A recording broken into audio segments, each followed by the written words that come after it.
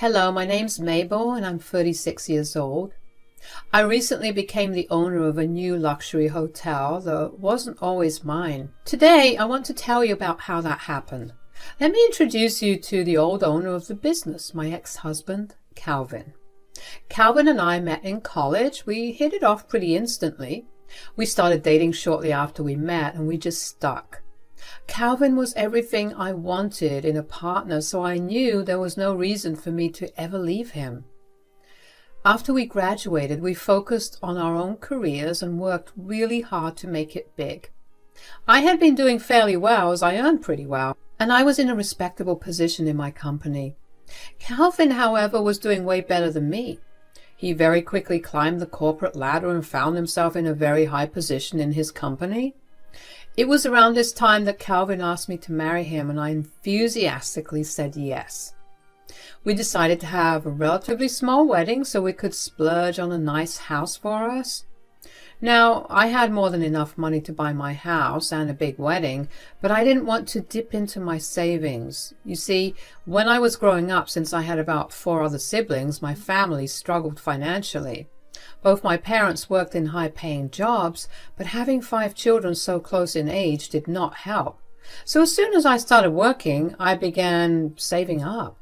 I opened a savings account that had a high rate of return, and I have been religiously adding to it ever since then. I had built up quite a good amount of money by the time I got married, so even though I had the means to, Calvin and I both decided that it wasn't necessary to use. Anyways, after that, Calvin and I lived pretty comfortably. We never really lacked anything, and on more occasions than I'd like to admit, we made impulse purchases that would make anyone's eyes pop out of their skull. I'm only saying all this so I can paint a picture of just how good we had it. So I was very concerned when I began to notice how depressed Calvin was beginning to get. He seemed so lifeless and rarely talked to me. One day I finally managed to sit him down properly and got him to talk. "What's wrong, honey?" "I don't know. I just feel like I haven't accomplished much." "What are you talking about? You're at your peak right now. You're one of the highest paid employees in your company and you have the next highest power after the CEO. Yeah, I know. It's just, it doesn't feel right." "What do you mean?" "Well, I'm grateful that I get to make so much money and exercise the power that many people dream of, but this is not what I always had in mind." "Are you talking about your dream to open up your luxury hotel?" "Yeah. I mean, now is the perfect time to do it, right? I've achieved whatever I needed to, and we're definitely really comfortable with our lives." "So what's stopping you?" "It's a huge risk, Mabel. If I have to start something that big, I'd have to quit my current job and we'd be able to survive on my savings for around another 4 to 5 years. That's only for our survival. I have no other means to fund the project." "Well, how badly do you want to start the project?" "Honestly, as soon as I can. But realistically speaking, I probably have to work another 8 to 9 years before I have enough money to fund it and allow us to survive comfortably." "Actually, you don't need to do that." "Huh? What are you talking about?" "You know how I've been putting aside money since I was 16? Well, I have a pretty large amount in my savings with interest and all. I could give you the money." "What? No, that's your money. You shouldn't have to give it all up for me." "That's nonsense, honey.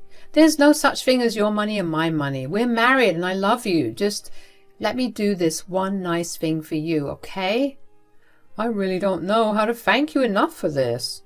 "Just be as successful as you can and be happy. That's all I want for you." I never had any big ambitions in my life, but I knew all about Calvin's big dream. It was the one thing he never stopped talking about back in college. He had seen all the big luxurious hotels in movies and TV shows and always wanted to own one of his own. Even though we got busy with our lives after college, he still brought up this dream of his every now and then. I should have realized something was wrong when he stopped bringing it up for a few months. But I was also glad that he opened up to me about it. I knew just how much it meant to me, and since I had the funds to help him out, I saw no reason to not help him fulfill his dream. It was even better to see Calvin return to his old self. Over the next week, we began planning how to get the business started. We decided it was best to have the money transferred to Calvin so he could easily make all the payments he needed to make.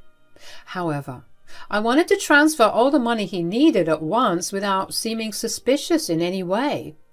My mom, who is a lawyer, told me many stories about the banks and the FBI getting involved in large transactions. So I called my mom to ask her how to get around it. Hey Mom, how's it going? Hi sweetie, everything's going well, although I am super excited to finally retire next year. Work treating you badly? No, but I'm just too old to keep doing this. I still love my job and I'm grateful for everything it gave me, but my God, it never stops. I'm counting down the minutes to my retirement at this point. Oh, Mom, it'll be over before you know it and then you'll miss it. Well, we'll cross that bridge when we get there. Anyways, was there any particular reason that you called? Oh, yeah, I was going to ask you if you knew how to withdraw or transfer a large amount of money at once without making it look suspicious. Large amount of money? Why? Well, since the start, Calvin has always had a dream to open up his own luxury hotel. He's been down in the dumps recently because he feels like he's lost all his passion and motivation, so I offered to help fund his project. Wow, that is very sweet. Where are you getting all this money from? You know the money that I've been setting aside for the past 20 years? You're giving him all your life savings? Yeah, I can't think of any better way to spend it. It'll make him happy, and that's all I care about. Okay, well, will you at least have a contract drawn up stating you as an investor? Contract? Why would I make a contract with Calvin about it when I willingly offered him my money? Look, sweetie, I've been a lawyer for 45 years now. I've seen a lot of things, and if there's one thing I'm absolutely sure of, it's that the world of business, especially successful ones, changes people, usually for the worse. So you think that Calvin will turn on me? How could you think that way? We've been married for 11 years now. I know I sound like a jackass, but it's true. I don't doubt the both of you or your relationship. You know I love Calvin like a son, but when you start seeing money, things start changing. People turn on their partners and families break. For your safety, get yourself a contract and make sure it states you as a main shareholder. I know you're not wrong, but it just feels so wrong. How will I even bring this up with Calvin? You just need to rip it off like a band-aid. I'm sure he'll handle it well. And if he doesn't, well, he doesn't get his project funded, at least as funded as he wants it. That feels like I'm taking advantage of him. It's a small price to pay to make sure you're covered. If you need me to write you that contract, just let me know. All right, just give me a few days to think it over, okay? I hated that my mom was right. I hadn't even thought of it that way. I lost a lot of sleep over the next few nights because I didn't know what was right. On one hand, I'd be protecting myself, but on the other, doing it would be like slapping Calvin in the face. I mean, I had just promised him that I would help him achieve his dream, and then I decided to backtrack a little. But eventually I decided to go ahead with the contract. I decided to get a second opinion from another lawyer, one that wasn't going to be biased towards me, because I knew them. They agreed with what my mom had said too, and also brought to light that having this contract would serve as a savior for both Calvin and me. My stomach was a mess that day that I decided to talk to Calvin about it. After dinner that day, I sat Calvin down and told him that I needed to talk to him about something. Hey, so I needed to talk to you about something. Yes, what is it? You know how I said that I would give you my money? Yes. Well, I was talking to my mom about it, and you know, since she's a lawyer and all, she implored me to make a contract with you about it. A contract? For what? Technically speaking, I will be an investor in your company, so I will need that written down. Why do you need all that? Do you not trust me? Of course I do. It's just that it's better to have everything in writing. All I'm hearing is that you don't trust me. If I didn't trust you, I wouldn't have offered you the money to begin with. Then why are you suddenly asking for a contract? You know that I trust my mom with all the legal stuff. I have always listened to what she said, and it's saved me a bunch. Hell, she's even helped us out of many sticky situations. Sure, but this is very different. This is you giving me something out of the goodness of your heart and then suddenly backtracking and adding conditions. Look, I don't know why you're making a big deal out of this. All I'm becoming is an investor. I want to hold 51% of the shares, and you can have the other. 51%? So you get to make most of the decisions? It's only fair, don't you think? I'm the one investing all of my money into this. Besides, I promise to never get in your way. You are getting in the way of my dreams. You will still be the owner of your business, Cal. I just need some credit for what I'm investing in. Plus, it's great on my resume. You're unbelievable. I'm sorry that I've caught you so off guard, but you reacting this way is only making me think that you had actual plans to do something behind my back. No, I do not. It's just the principle of things. When you ask me for a contract stating that you're an investor, it makes me feel like you don't trust me. Well, like I said before, I can promise you that it's not how I feel. Why don't you think it over for a couple of days? And what happens if I say no? I will invest in your business depending on how many shares you're willing to give me. I never expected this out of you, Mabel. It pained me to do that to Calvin, but I also knew that it was a much better option to trust my mom.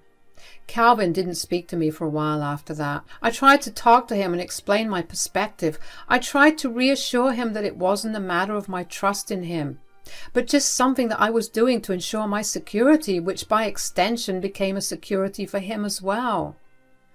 Calvin refused to listen to me. Eventually, I stopped trying to talk to him and decided to just let him come to me whenever he was ready. Calvin didn't speak to me for the next 2 weeks. Those weeks were hell, because it felt like I was living with a roommate rather than my husband. I came really close to just giving in and telling him to forget about everything that I had said.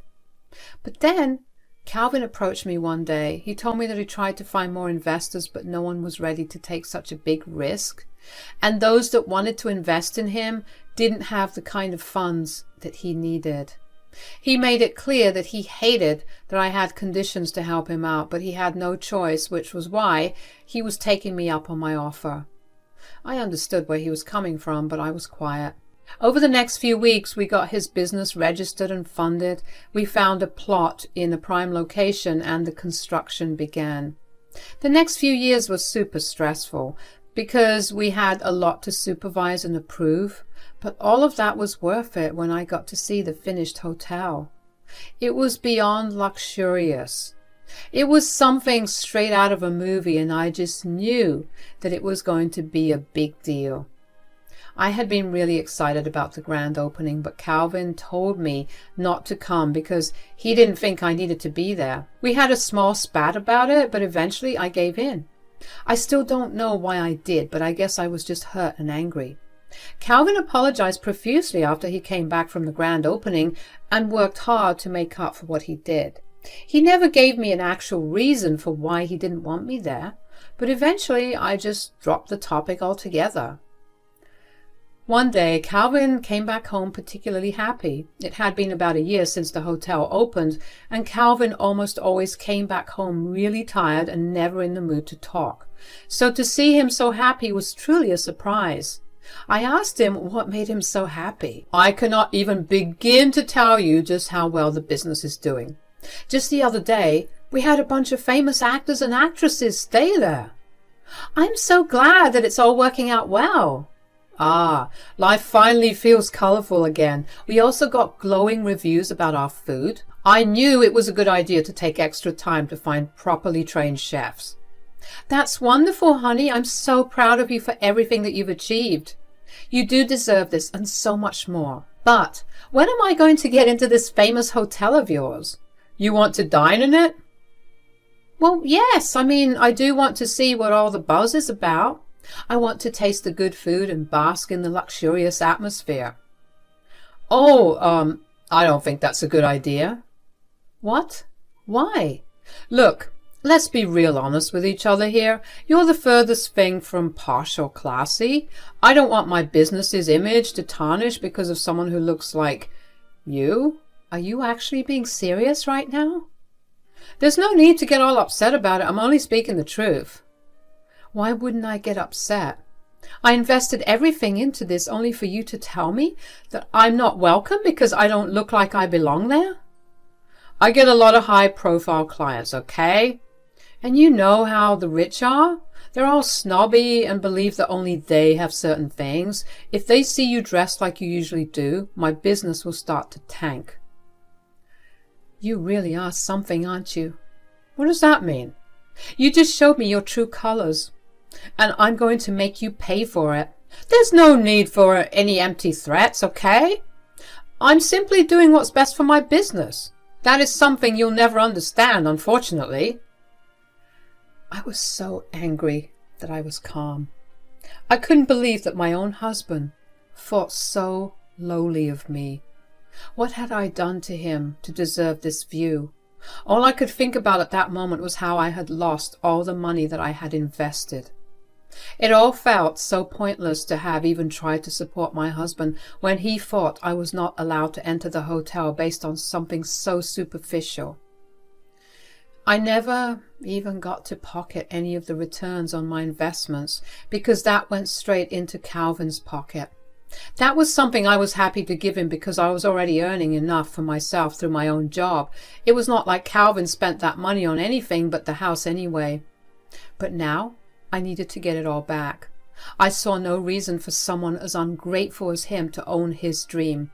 He must have forgotten just how his business came to be, because if he did remember it, he would never have treated me that way. I wanted revenge, and I knew just who to go for that. I called my mom up after Calvin left the house to give me space to cool down. I told my mom everything that had happened and asked her if I could do anything. She told me that since I was the major investor and shareholder, I had a total say in what happened in the business. No big decision could be made without my approval, and I also got to decide who owned the business. Armed with that knowledge, it was only a simple process of holding a board meeting with the rest of the shareholders and letting them know that there had been a change in ownership. Of course, I was asked why the sudden change, and when I explained what had happened, most of them looked shocked. Some of them even snickered at the absurdity of Calvin's actions. By the end of the meeting, all of them were on board with my plan. Then came the paperwork, which took a little while. I knew that everything had been done successfully when Calvin came back home one day, fuming. He stormed into the house and began yelling my name really loud. He finally found me in our bedroom. "What the hell did you do?" "What are you talking about?" "Don't even. I just got called for a board of directors meeting, and I got told that I was no longer the head of the hotel." "Oh, really? That's rough. How could you do this to me? You knew this was my dream. Some dreams are just not meant to be fulfilled. You threw me out all because I told you that you weren't fit to sit in my hotel. Tell me how you would have reacted if the tables were turned. I would definitely not have done this because that would never have happened. I take great pride in how I look, and I make sure that I look the part wherever I go." "That's true. You do look very much like the loser you are." "How did you even do this?" My, for someone who claimed that they knew what business was like, you sure don't understand how it works, huh? "This has something to do with that stupid contract, doesn't it?" "Since I'm the major shareholder, I get to have a say in the ownership as well. You insulted me, and I made you pay for it. If you think this business can run without me, you're sorely mistaken.